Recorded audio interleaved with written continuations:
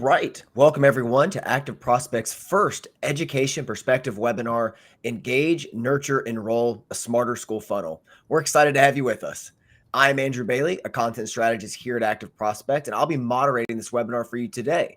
But before we jump into the action, let's go over some quick housekeeping notes. On the right of your screen, you'll see two icons. One says chat, the other says questions. The chat icon is for reactions and general comments, but most importantly to note, I'm going to pin a comment in the chat now for anybody that would like to continue the conversation after the webinar. The questions icon is where you'll submit any questions you have for our three expert panelists today. We'll try to address some periodically, but rest assured, we have saved some time for a Q&A at the end. Also, we'll be tossing a few polls your way to help shape our conversation. And if for any reason you have to drop off the webinar early, have no fear. A recording will be sent your way tomorrow. Now, let's meet the experts that everyone is here to see. Rustam, Bridget, Shawn, tell the audience a little bit about yourselves.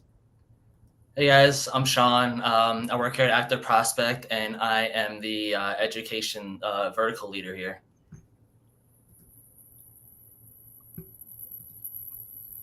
All right, I'll go next. Rustam Irani, CEO and founder of RGI Marketing and Consulting. Been in higher ed since 2008, started at an agency, been on the school side, former head of marketing for a pretty large allied healthcare school, and now running a marketing consultancy. Bridget? Hi, I'm Bridget Granados. I'm the Director of Business Development for MyDegree. I've worked in higher education since 2005, if I'm really going to admit that, giving campus tours. I've gone from being a campus tour advisor to an actual college advisor, working in financial services, and now in marketing for an agency that works directly with different schools and universities. Thank you for those introductions, everybody. All right, let's get started with our first big topic today, messaging. Going back to you, Bridget, you work closely with schools every day. What messaging mistakes do you see most often that push prospective students away? Yeah, that's an honest question, because there's a lot of ways, unfortunately, to either target or segment different groups of people, and then as a result, you end up targeting or segmenting some people out of that said messaging. So having a multifaceted approach, having a robust campaign that offers a diverse, amount of messaging, whether it's focusing on urgency, a program, something specific, whether it's back to school time of year that we all love and know. There's a lot of different ways where if you try to get down too much to your target audience, that copy, that verbiage can be a little alienating to some, just because you're trying to target a specific group. So sometimes a more broad message, especially when it comes to education, can be a bit better. The reasons why people go back to school and want to make an important change in their life. After 20 years in the industry, not much has changed in terms of why people want to go back to school. And again, do something different, make a change, make more money, improve upon their own lives. The actual intent behind that messaging, I think, is the best way to not segment or drive people away from that ad, and really bring in, again, the intent behind going back to school. There's a ton of reasons, again, why people make that decision. There's a ton of reasons why people want to get away from it. And so trying to focus the messaging on more positive, engaging copy, I think, is a much better approach, as opposed to trying to target or segment any specific group a little too much. Yeah, I definitely feel like a common misconception in higher education is that you're targeting just one generation, just the 18-year-olds coming up to college. But with higher education, it's much like a normal business where it's open to so many people for so many different reasons. Rustam, how important is it to have program-specific messaging versus that broad brand-level language? Yeah, I think it depends, right? I believe that it all matters at different touch points in somebody's journey, right? At the end of the day, kind of to Bridget's point, the intent and so on, and what is that intent? Where are they in that journey? At one of the Google conferences I was at, Google calls these micro moments, right? Where is that student in that process, right? What's that micro moment that they're actually researching? They could be researching a school in particular, a brand, or they could be actually going very deep and specific into a particular type of program, right? So it really depends. I've seen, in allied healthcare, for example, it's difficult. Like, a lot of people don't wake up one day and say, I want to be a medical biller and coder. Like, that typically doesn't happen. Speak for yourself. No, but it's very specific, right? Yeah. Maybe they have an aunt that does it. Maybe they have an uncle that does it. Maybe they have a friend that does it. So they kind of get into that. But usually it's healthcare. And then it goes a little bit deeper. Then it's nursing. Then there's other like broad strokes of what that could look like. But at the end of the day, what's most important is like what that prospect or what that potential student is looking for. And there's many different ways to showcase, whether it's a program, a school, a brand. So it really depends, on where they are in that journey. They may be ready. They may be somebody who's like, yeah, they're specifically looking for medical billing and coding associate program that they can complete in 18 months. That's under this amount of tuition, right? And be there for them in that moment if you have the right fit. So that's I where would love to meet that student, by the way. Meet that student that knows exactly what they want. Let's hang out. and that's the thing. There are smaller pockets depending on the program. Online MBA program, you're going to find a lot more of those people that know they want an online MBA program, right? And so we've been fortunate. We've basically worked across certificates, boot camps, career colleges, trade schools, grad, undergrad, and even PhD programs. So I've seen it all across the board, and it is really interesting depending on that student and what they're kind of where they are in that journey of theirs. The journey of indecision. It feels like a lot of the times in there, and that timing just becomes so much more important, like just wherever they are at in their journey. Speaking to that point, Shawn, from your perspective, how does the overuse of terms like grants or scholarships affect trust and overall conversion? That's a great question, Andrew. Thanks for asking. When schools, but mostly marketers, overuse words like grants, scholarships, or free, in my opinion, it can actually backfire. I also open up by saying this, before I started working here at ActiveProspect, I worked for a company that used to generate a lot of traffic for education. We used to sell a lot of leads in education, do a lot of advertisements. So I do have a bit of a background in it. So I know as a marketer, the goal was to always get the best click-through rate, get these prospective students clicking on the ads and getting to our site or to our partner site. We want the highest click-through rate, but also we want to save money on that ad spend. We could have a bunch of Facebook ads, but if no one's clicking on it, it's just a waste on ad spend. But I'd also say that students are becoming more and more savvy. They're quickly realizing when the terms are being used as bait instead of genuine benefit. Grants and scholarships. And I would say it also differs from generation to generation. But when we do overuse terms like free and grants, I would say that this creates distrust between the marketer and the school, and ultimately leads to lower enrollment and retention rates because the promise just doesn't match the reality. The admissions teams and the call centers then have to walk students back from those unrealistic expectations. They get bummed out and they have a poor experience and less likely to enroll in the program or the certificate. But a far better approach, I would say, would be to use more of transparent language that clearly explains what aid is available and how it works. I know one thing that we used to do is we would add supporting government links to our websites, to our advertisements to show that how the students can actually get the aid that they're seeking for. This builds trust and it saves admissions time and leads to higher quality inquiries.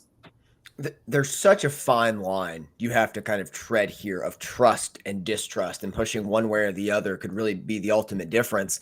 Bridget, what's your take on using urgency as a messaging tactic? Is it effective? Is it more of a turnoff? I feel like it can be a very dangerous game at times.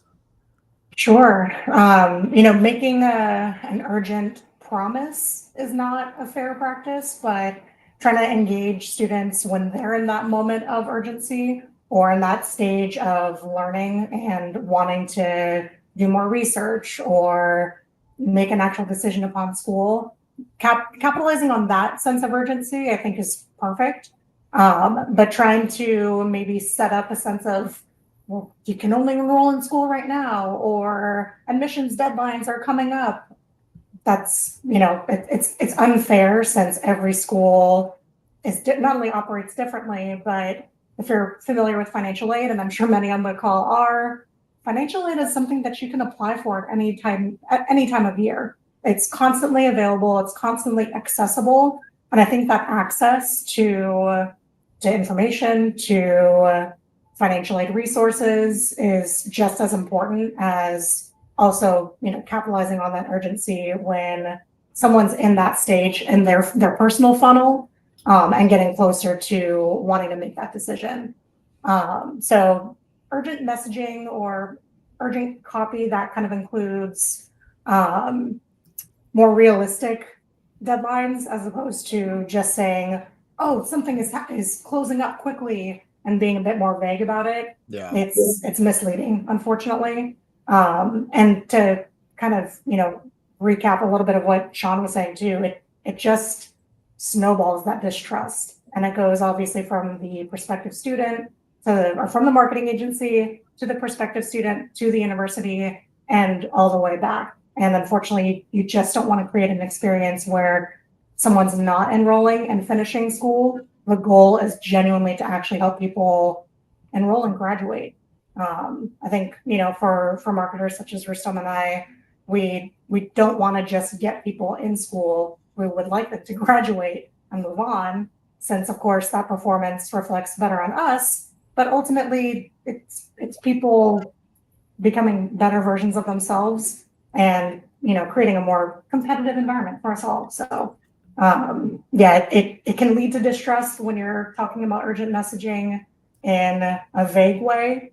But speaking to actual real deadlines, or for example, the new FAFSA came out early this year, before October 1st. Yeah. That kind of, urgency in that messaging is real, it's factual, and it can really capture a student who happens to be closer to making that decision within their personal funnel, which is something new that I just started. And just real quick on that, Bridget, and going back to kind of the micro moments, what I was talking about, like the timing is everything with that. And if there is truly a deadline, like classes start in 2 weeks or the next class starts this date, you're going to get that message in front of somebody who actually is right in that moment where they're about to make that decision. They're thinking about that, and that might put them over to kind of take that next step, right? So I think those moments can definitely be impactful. We've seen leads that have come in that are 300 to 600 days in the lead pool, and then they finally enroll. And it was all about that email that came out that said next classes start, and that was what triggered them, right? So yeah. I think it kind of in that moment, that's when it becomes powerful. And so as long as it's a true urgency, there's a date behind that where there is truly something there, it can be very impactful. Go ahead, Shawn. Yeah, so to Rustam, giving you a point, something I've seen in my past experiences in, ad messaging and ad language, or even just, it's a common theme that you see across all lead generator sites is, how soon do you want to go back to school? Immediately, 3 to 6 months, within the next 2 years. You said that it would sit in the pool for I think you said 300 plus 200 to 300 days. Would you say that asking that question or having that messaging maybe isn't as important as maybe some of these marketers might think? I mean, it really, again, it depends, right? You're going to have to look at the data to see what it tells you. There are different time points also. Like a lot of times you have a lot more data than you think. When you look at the dispositions from the admissions teams, a lot of times they're putting the reasons why somebody is not starting, the reason why they decided not to take that next step. And if you use that data, you can even bucket those into certain data buckets of reasons. And then you can kind of craft that messaging to go out. So Shawn, it really depends on where those folks are and what buckets they kind of fall into. And that's why it's not a one size fits all, especially with communications and messaging. Having a robust automation and communication strategy is huge, because a lot of these folks have taken the time to click on an ad, to come through, to fill out a form, to engage, to speak with somebody, and then we're just sending them a cookie cutter email, right? Or maybe not even an email after a few months when the timing is right. So really, like, all of those things really, really matter. Speaking to the personal funnel or the micro moments, wherever you want to call it, I like both those phrases, by the way. When they're towards the bottom, we all know one of the biggest barriers to entry can be cost. Because, I mean, if you look closely in my screen, you can see student debt collapsing down upon me still from my time in college. That was several years ago. Rustam, what's one way schools can shift from talking about cost to talking about value in their messaging? Yeah, again, it boils down to, at the end of the day, the student is the hero of the story, right? They're the hero. They're the ones that are going to take the time to invest, that are going to put the hard work in. And at the end of the day, they're the ones that are going to have the greatest impact. Now, obviously, the school also is impacted in considerable ways, right? But the focus is on them. When you focus on the student, you really think about other things besides cost. You think, all right, what's most important to them? Is it the time to complete the program? Could that be important? Sure. If you can do it in 18 months or 12 months, or maybe it's 2 years for a master's program, great. That fits them perfectly, right? Again, it's about them. The job placement rates. What does a job look like in this industry? What does this degree do for me, and what doors will it open for me, right? Talk about those job placement rates. Talk about those things that really matter to them. Alumni. Get alumni testimonials, alumni experiences. All of those things are so critical to focus on up front, so they can get a clear picture of what they are signing up for, right? And what the opportunities are after. What is the salary potential? Are we talking about those things up front? Are we being open? And I know a lot of schools are, which is great, but just be open about that and share that very, very openly. And lastly, like, is flexibility important to them? Is online? Do they want the campus experience? Like, what are those things that matter most to them? And we talked about this early, right? Adult students, right? That whole age group versus some of the students that may be younger.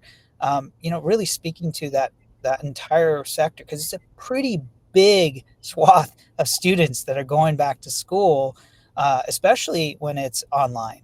And so really understanding what those key things are important to them, because it's all about them at the end of the day. If you focus on that, those are the key drivers that are going to educate them on if this is a good decision or not.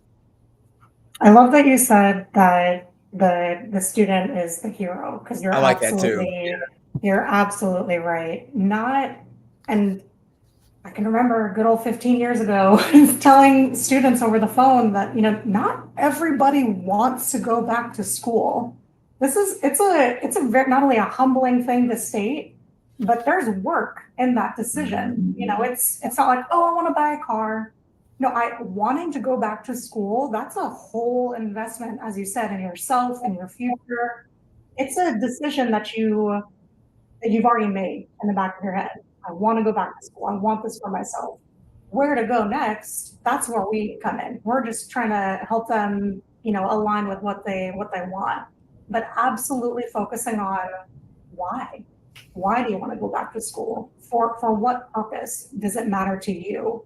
And that can go all the way back to, ad copy and messaging. Do you want to help people?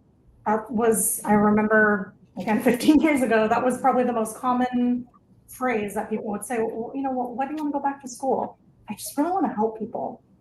And oddly enough, that could be someone who wanted to do medical billing and coding, or someone and, wanting to help people, or wanting to, again, improve upon your life. Those are the kind of, that's the hero mentality that if we can really hone in on, especially when it comes to messaging, then we are speaking directly to the student who wants to go back to school, who just needs the support and finding that right alignment. And then ideally the rest works itself out perfectly. It's the perfect world we live in. But no, I really appreciated that hero comment because it's something that I probably use in my head over and over without putting those words to it. But they are the center of the story. It is their movie. They are the actor. They're the ones who really focus. Yeah, and I would say, just to chime in on to say on a more selfish point, they're the ones that are driving profits and revenue for the schools and the vendors and the marketers. So we really have to keep them in the back of our minds for everything. Absolutely. Yep. That's going to lead us perfectly into our first poll of the day. What is your biggest messaging challenge right now? Clarifying your value prop, avoiding vague superlative language, getting buy-in from leadership, aligning program messaging? We're not sure yet. Please get your votes in now, and we'll circle back to the results shortly. But while people are getting their votes in, Bridget, this kind of ties in. We have a question in the chat as well. Can you share a recent example of a school that clarified its message and saw a real difference? For what it's worth, you don't have to name the school. And this kind of ties into the question we received, which was, do you have any real world examples of messaging trends that are actually resonating right now? That's an awesome question, whoever asked that, and I probably aren't. I'm not allowed to say. I'm just kidding. Can't give away all of our secrets. But no, there's a specific school that we've worked with, or at least I've been able to work with now for a couple of years, and we've worked with them in a very broad sense. We are we match their filters to our lead form, and we send leads to their CRM that way.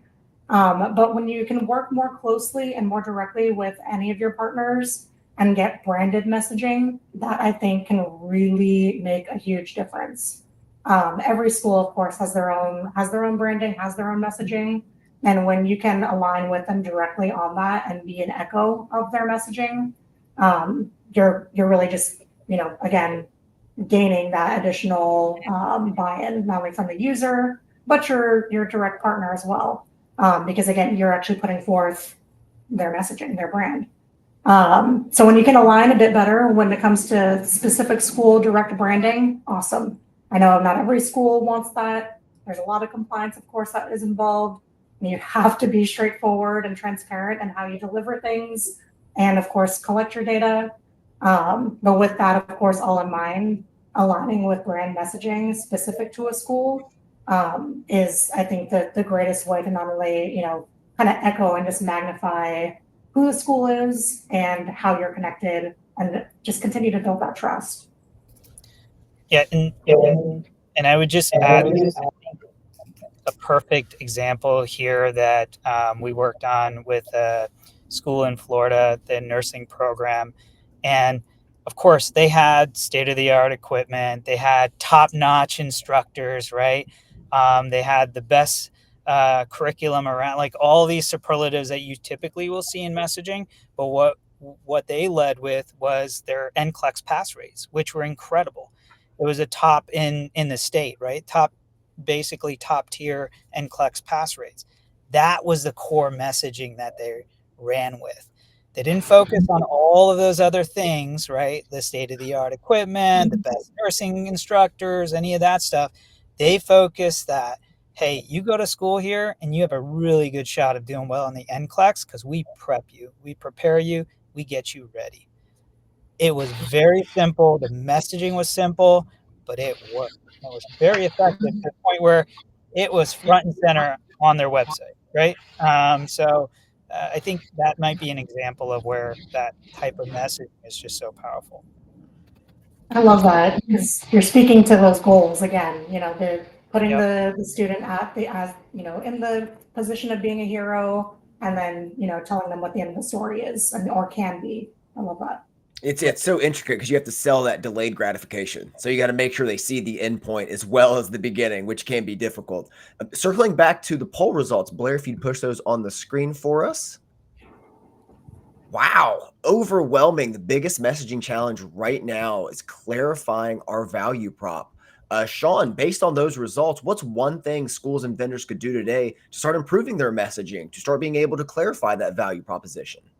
Yeah, so I would say the simplest place to start, and to kind of piggyback off of what Rustam was mentioning, is first, I think you want to make sure that the messaging is consistent across the entire funnel, from the ad placements up until they speak to the admissions team, and also highlighting the actual real value props that the school can offer. Like Rustam had a great example, props that can actually benefit the prospective student. The ads, the landing pages, and the admissions call should all pretty much tell the same story. Too often I think we see students click on a flashy ad or land on a vague page and then hear something totally different when they talk to the admissions team. That disconnect is going to kill the trust immediately, going back to the whole trust factor and disconnect going through the entire funnel. Schools and vendors can fix this today by probably auditing ads and landing pages side by side. The schools and the vendors and the marketers, we all have to work together. We all have to collaborate to figure out what is working. Then I would cut out all the exaggerated claims and replace them with outcomes or scores or rates that actually matter to the student. Career placement rates, student support services, maybe. And going back to my first point, real scholarship and real grant opportunities, not some made up, hey, we'll offer you $7,000, period, and not like give any full context, just to get people to click on the ads. At the end of the day, students really just want to know, is this program, is this school going to help me reach my goals? Can I trust them? And what I'm being told, is it true? When messaging is honest and aligned from pretty much the first click on the ad to the first call from the admissions team, you're going to improve that conversion rate. You're going to bring the students inside and keep them once they enroll. It's really about finding the good balance between the attention grabbing content and the authentic value that the school is offering. So it just has to be the same across the board. You hit on a key point there, which is going to move us nicely into our second theme of today's webinar, and that's collaboration. Rustam, if we think about admissions, marketing, and school leadership working together like a triangle, hopefully equilateral, less isosceles, what happens when that alignment is skewed or the synergy is missing? Yeah, look, this is one of my favorite topics, right? I was privileged and grateful to have an incredible experience in working at a school where there was incredible alignment across, and I call it FAM, finance, admissions, and marketing, right? FAM is what we were looking at, and every single one of us were aligned on budgets, we were aligned on targets, and we were aligned on performance. And so again, it was just such an incredible relationship across these three, the triangle, if you want to call it. But it was just so critical. And I was fortunate to be a part of that and see that. I've also seen the other side of that where it's not aligned. And what happens when you don't have that and you're not working in alignment is you have basically disjointed goals. You have breakdown in what those key targets are, what those key metrics are, who's being held to the enrollment goals versus just the lead goals, right? Marketing can get leads all day long, but if they're not enrolling, then what's the use, right? But if you truly aren't having those conversations across the entire organization, that becomes a big disconnect and a big challenge. I would have weekly meetings with the admissions team. I would have our team, whenever we had any team members that joined or whatever, have them go to admissions for a day, listen to phone calls, listen to the admissions team, learn about that process. We would have monthly learnings where we would go, or as a marketing team, we would sit down, we would tell them about the ads we were running, the campaigns we were testing. And that feedback is just so critical. That's one of the most important things. And the last thing I would say about that is you have to have one CRM and one goal.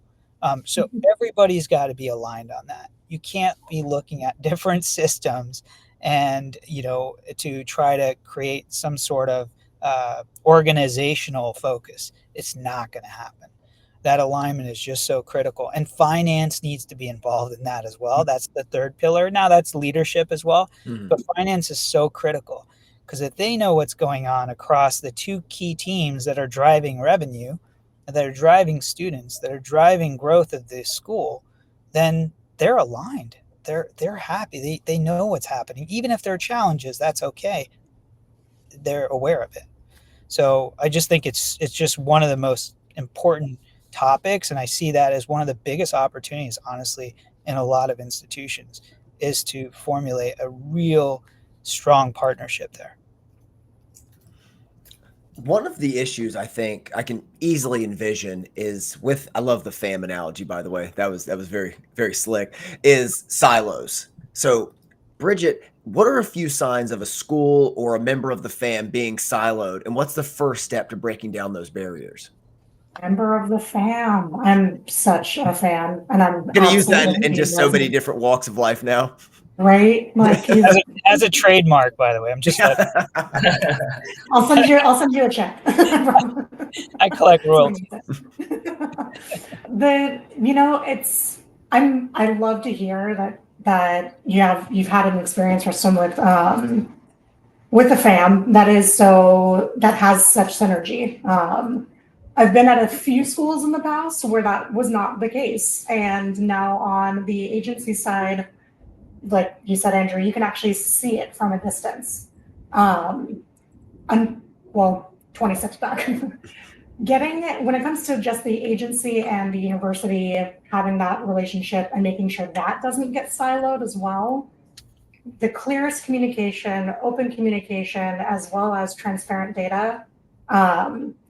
Rustam, you mentioned, working off of one CRM, incredibly important. Sharing that data with your marketers, and especially if there's someone like me who has, university and admissions experience, I'm going to take that disposition data and think of it as this is my team working, these leads. Are they following up? What are they, scheduling callbacks for? All those kinds of things. So seeing it from, a distance is just as important as a marketer to look at that data, have access to the data, which again can be its own silo at times between that relationship between, marketer and university. But when it is more transparent, when it is clear, when there is that sharing of data that can be openly talked about, it makes just for such a better experience, of course, and possible performance. You can only get better, of course, as a lead generator by knowing where you can improve. The ways you can learn how to improve is from disposition data from a university. When looking into what that data really entails and how it matures over time, of course, as a marketer, you can see how, what your data even looks like and how well it's performing. And then, of course, when you look at every disposition, how an agent marked that lead or did schedule callback, how many times they called, things like that, you can get just a very clear, perspective as to how well they're working the lead, how hard are they really working to help that prospective student, because that's really what it is. Are they putting in that effort the way that anyone else would? And if not, where's that gap? Are they not calling them as often? Are they calling them, but they're getting communication, but the prospective student is scared about cost or time? Again, really digging into those reasons why people go back to school or want to go back to school in the first place, and the reasons that prevent them from doing so. It comes back down to communication and really making sure that not only we have open communication as marketers to the university, but that their communications as a fam are actually happening. I think it can be I'll just speak for myself. It can be difficult to actually ask about those things in detail from a school that you're working with. But if they, of course, understand the reasons why, and really when it comes down to just better performance, sharing that data should never be, an actual issue. We, all work with sensitive data every day, and we really just want to perform and do better. So I think just having those open lines of communication, really honest conversations, and transparent data sharing back and forth can really at least break down those silos.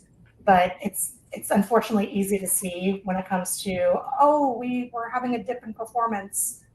On the university side, we're only going to reach out to our marketers when we're not doing well with performance, as opposed to having that constant, steady line of communication. That is kind of a big call out to me. because then you realize that, oh, they're only looking at things when it's not perfect. And you really want to see how things constantly are moving, because ultimately nothing's perfect and there's always ways to improve. I want to jump into a quick question here from the audience. I think really ties in nicely to the conversation. The question comes in from an anonymous user. Is marketing and communications alignment harder or easier when schools work with outside partners or agencies? Whoever wants to answer that one, feel free. Yeah, I mean, I don't know if it really matters if you have full in-house capabilities or if you're using external partners. The bottom line is, like, you all need to be rowing in the same direction and in the same boat. And that comes from making sure you're all aligned on the budget, you're all aligned on the strategy, and you're all aligned on the goals. And if you can do that and be very open, transparent about the challenges, about the opportunities, and so on, then it honestly doesn't matter if it's in-house or with partners, agencies, or so on. At one point I was at a school where we were managing over 35 different partners, and vendors and so on. And we treated them as true partners, every single one of them, unless they weren't. But we gave them that opportunity, right? So I don't know if it really matters. I think the key is, like, everybody needs to be aligned on strategy. I'm actually heading in next week to a client, and they're having all their vendors come in-house to their campus to meet so we can talk strategy across all vendor partners, including their in-house team. And they have a significant in-house team as well. That's amazing, right? That alignment, 2 days. I'll be presenting with some of the in-house folks. How cool is that, right? That's where I think it becomes like that alignment's just so huge across. It doesn't matter if it's in-house or with partners. That's amazing. I hope that becomes more of the trend, that, more colleges and universities, school systems can, get everybody under the same roof and have that clear, honest communication, because we're all doing the same thing. There's enough to go around. And when I say that, there's always going to be people who want to go back to school. Yeah. That's kind of the wonderful and terrible thing about our business, is that there's always people in this kind of personal funnel struggling to figure out what they want to do next. And we're here to help, but we can always do it better when everybody, even if those who are competing with each other, are on the same page. It's like having any team where, people, of course you're competing as a team, but you're kind of competing with the person right next to you also. You want to do at least just a little bit better than them. And it creates a really good environment. And again, especially based off of that clarity and communication. Jumping a little bit ahead in our conversation today, as we're getting up against it with the clock, let's tackle the third piece of the puzzle, consent-based marketing. Now, Shawn, this is your world. It's also my world too. What's the biggest misunderstanding schools have when it comes to consent-based marketing? That's a very good question, Andrew. And this is what I've noticed from my experience in the lead gen space and my time here at ActiveProspect. I would say that many schools and vendors think consent just means clicking some checkbox next to the TCPA so they can opt in, but it's really so much more than that. True consent means having that verifiable proof, knowing when, where, and how a student opted in. Whether you're SMSing or calling these prospective students, schools, are at serious risk, and even the vendors at times, if they're the ones contacting the user, say if it's a warm transfer, the TCPA violations and lawsuits, not to mention, it can create a lot of reputational damage. Being in this industry, I mean, I know I receive emails, a few emails a day probably, just highlighting which schools, which companies, which corporations are have a lawsuit against them, and it's growing. It's growing fast. I think I saw the last stat was, I think year over year, we're up 260 to 280% in TCPA lawsuits being filed. There's people out there where their little job, and their full-time job is just to find compliance holes to exploit for quick cash. Often they don't even file the lawsuit. Sometimes they just threaten you, hoping you'll pay them off, a small dollar amount, maybe a few grand here, a few grand there, just to make them go away. I've seen that countless times. I go to a lot of these conferences, these shows. It could be the talk of the town, when I'm there sometimes. And most marketers in some schools, they do end up paying this. Paying a few $1,000s here is a lot better than paying tens of thousands of dollars in legal fees. But the thing is, when schools or vendors, kind of embrace, consent-based or consent-first marketing, all that pretty much becomes irrelevant. You just show that trusted forum session replay, and 9 out of 10 times the litigator will just drop it and leave you alone. It's not really only about compliance. It's about building that trust and that credibility. If you're a vendor, most big name schools won't even want to partner with you unless you can prove that your leads are compliant and transparent. So, it's super important to have something like this in place if you want to grow or scale. Yeah, there is no FAFSA for legal fees. We all know that. Rustam, in your experience, what's the trade-off for schools using first or third-party leads, and where should they be primarily focusing today? Yeah, this is, I think it really, again, this is another one where it depends. I'm a believer in kind of like the entire ecosystem can work. First party, third party. There's some incredible third party sites that are out there that are truly driving organic, high level intent students to their sites, giving them the right types of information, and then bring them to a potential school, right? And I also historically, we did a lot of analysis, and we've done that over time as well, using analytics and so on. And, one of the schools that we partnered with, about 20% of their traffic to their homepage, to their main webpage, at one point in time saw them and was exposed to them on a third-party site, right? 20% of that traffic. And again, I go back to these micro moments, right?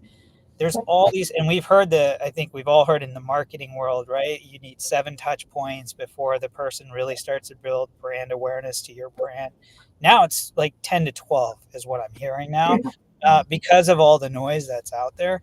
But going back to kind of first party, third party, I think it can all work. The key here is transparency. I think the biggest challenge with third party, and this is a bit of the reason why, ActiveProspect exists, Trusted Forum exists, and so on, is to make sure that things are being done transparently in a compliant way, and that messaging is actually relevant and speaks to what it's what's important, right? That is key. And so I can tell you, like, I've seen some ugly stuff too on the third party side. From years and years in being in this space. We had some examples of like sites that would, back in, I think this was 2014 or 2013, were bait switching Google, where they were running ads for job sites and then basically putting them into an education funnel, right? And Google shut them off completely, and their business completely flipped over. These are the types of things that, I think they're very minimal now. I think there's definitely a lot that's being done in the space about that, which is amazing. But I do believe that third-party sites are still very relevant sources for high intent students that want to go to school and that want to get careers in whatever program they're choosing. Bridget, how can a compliance first approach actually improve performance and ROI?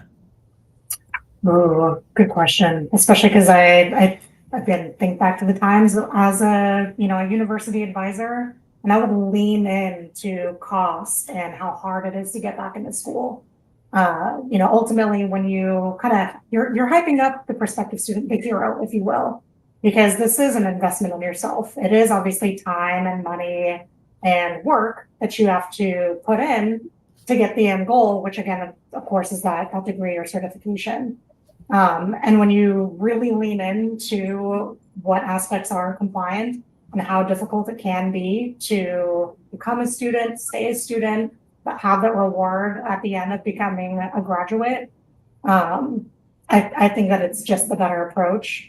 I, think back to times or prior to when one-to-one TCPA requirements were a thing and then not a thing. People, lead vendors, anybody necessarily putting in one TCPA 40 different schools or a link to 20 different companies, things like that. It's harder to, of course, capture that real consent. Because are you really gaining that consent to all 50 of those other partners? Are you actually just getting consent for that one thing, that one form that the user is actually going through at that one moment? So there's a couple, of course, different aspects to it, but leaning into, again, what is compliant, having that transparency, and ultimately having that perform on the back end better than someone who accepted a TCPA or checked a box and had 50 different schools listed, despite the one logo that they saw, that they were matched to a certain school, and then still have their information sent off to 50 different people. Not only does that hurt your ROI, but again, it comes back to trust, communication, all very common things when it comes to EDU marketing specifically. May not be in many or any other verticals as harsh or strict as it can feel in education, but leaning into what is compliant and, of course, talking about the more difficult things on the admission side and on the university side can really, again, show that back end performance. Students, of course, starting school, staying in school, and graduating. It just leads to a more honest and, I think, successful funnel. Some would say transparency drives trust. As we wind down here today, let's get a few final thoughts in before moving into one more quick poll in our Q&A section, because we have some good questions coming in. If there was one thing you want attendees to take away from today's webinar, what would that be? I want to hear from all three of you, but let's start with you first, Bridget. Man, so bad. I'm just going to repeat myself over and over. Communication is so, and it's so integral between, again, the clarity in communication and your messaging as a marketer to your prospective students, to, again, communicating with as a university to your vendors, what's working, what's not working, what do we need, what do we not need. Communication is so essential to every partnership.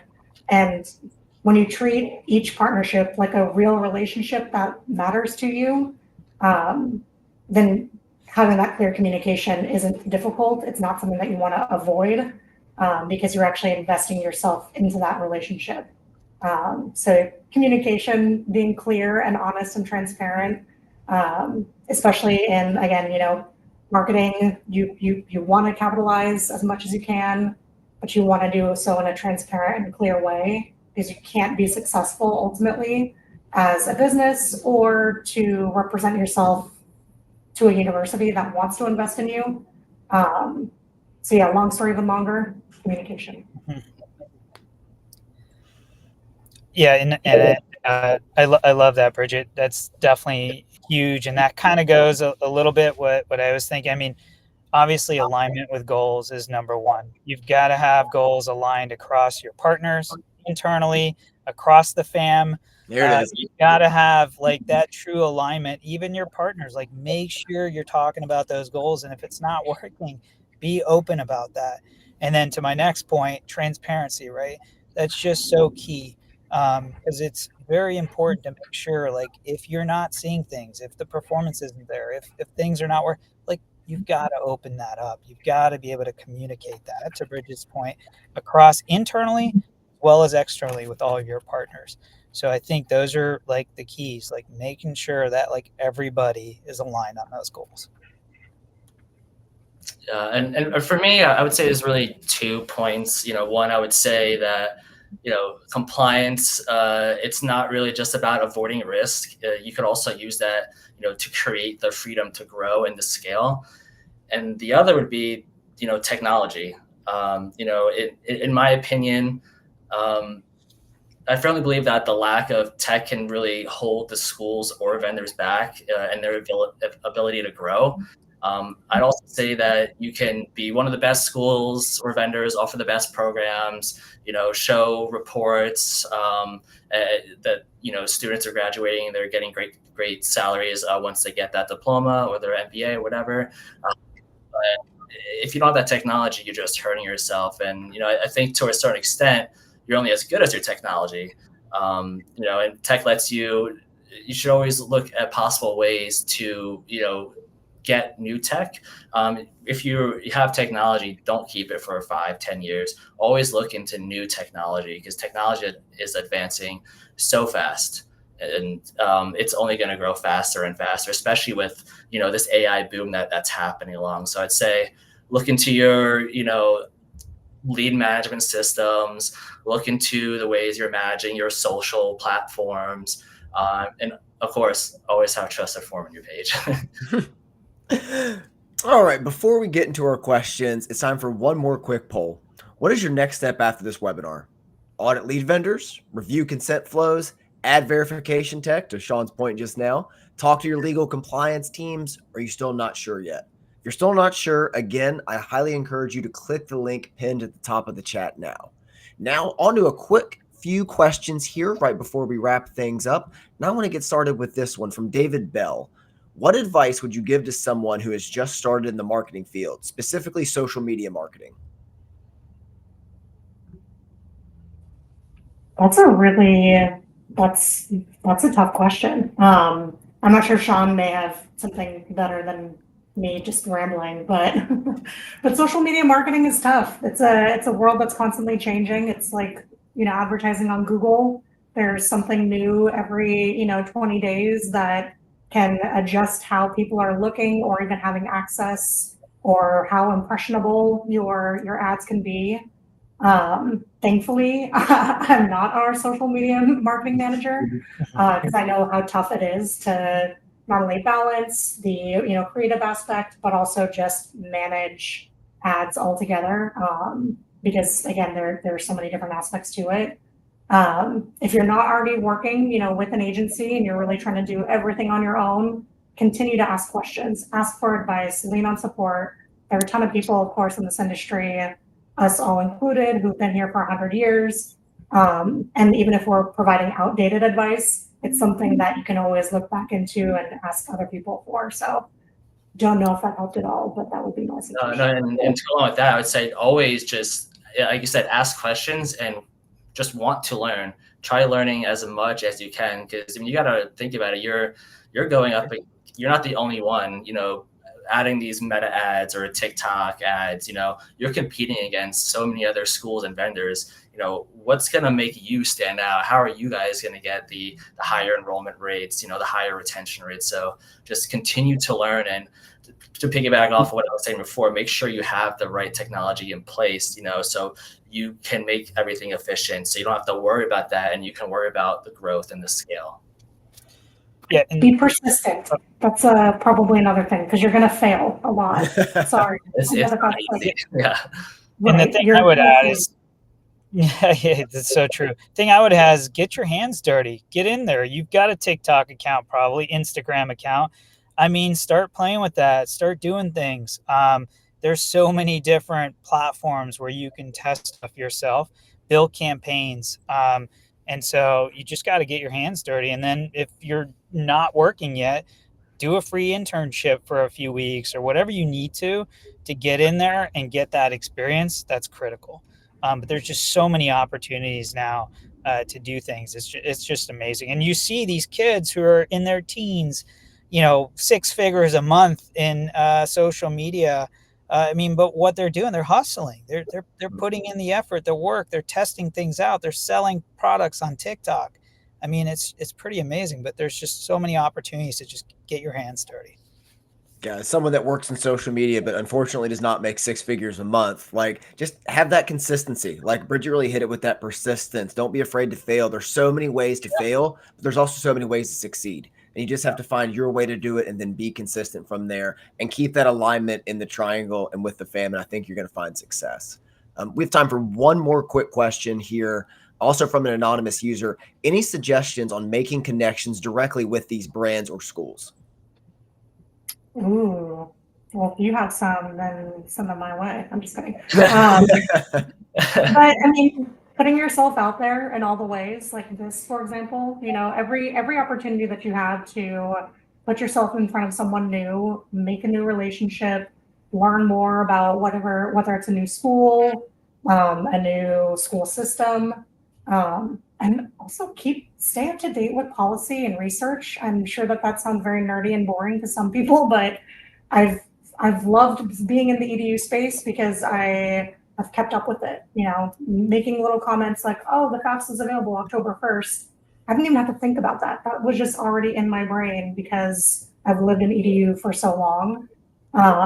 But also another, don't be afraid to fail because you're going to. There's going to be tons of relationships that just don't mesh, just don't align. But actually, to Rustam's point, if you can be open and communicative about those goals and the alignment of your needs, then even better. Because again, you have to have that connection to work towards a long-term relationship. But yeah, put yourself out there in all the ways that you can. LinkedIn, of course, is a great way. You can see, second, third, connections that are a bit far off and find people that way. So yeah, not being afraid to fail or look like work, and putting yourself out there. And I would say just be persistent and confident in what you're doing and what you're selling, what you're selling. And yeah, like Bridget said, you are going to fail. And then also say that, when you're networking, like you want to network, but, make lifelong friends along the way. A lot of times it's about who invite them in, make that friend, and then it's going to go a long way. I mean, I've met people years and years ago, and then if I need something, they'll give their shirt off their back for me, and vice versa. So a lot of times it's about who you know. Absolutely. All right. That's going to do it for us here today. A huge thank you to Rustam, Bridget, Shawn for sharing their perspectives, and thank you to all of you for showing up and asking great questions. We literally could not do this without you. If you have not done so already, I highly encourage all attendees to subscribe to our series so you never miss an episode. Speaking of, please mark your calendars and join us on October 22nd for our next webinar, ActiveProspect Product Roadmap Fall Session. This product-centric webinar will focus specifically on what's new and what's next here at ActiveProspect regarding our entire consent-based marketing platform. There will be a link in the chat to register now. Lastly, if you'd like to continue this conversation, please reach out to us via the pinned comment in the chat or by answering our latest poll. Again, I'm Andrew Bailey. Have a great day. Keep the fam close, and we'll see you in 2 weeks. Thank you.